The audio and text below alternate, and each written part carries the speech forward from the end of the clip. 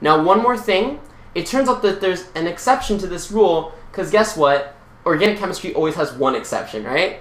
So the exception is going to be unless we're using a bulky base, okay? Bulky bases, remember that they're not very nucleophilic. They're very basic. They're very good at pulling off protons, but they're not very good at donating electrons. So what that means is that a bulky base is going to promote the formation of the less substituted kinetic product. What does kinetic mean? It means it's the one with the lowest activation energy.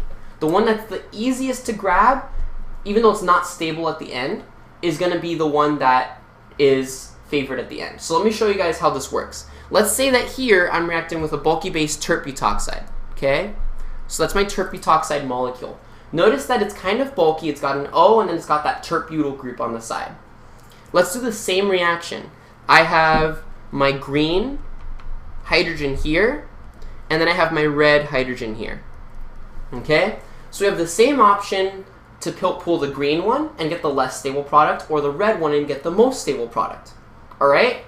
So overall, we know that if we pull the red proton, we're going to get the more stable product, but this tert-butyl group is also pretty big. So what that means is that it can either come in here and fight through this methyl group and through the leaving group to try to get to that H, or it can just easily pull off this green one where there's a lot of space.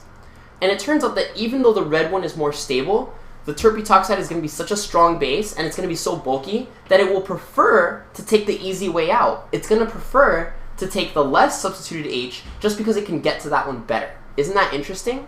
So I'm going to get the same exact products here, where I'm going to get an elimination product that looks like this, plus I'm going to get an elimination product that looks like this, okay?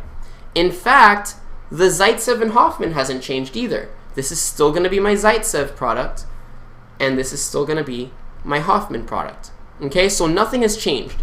The only thing that's changed is that since I'm using a bulky base, I'm actually going to favor the Hoffman.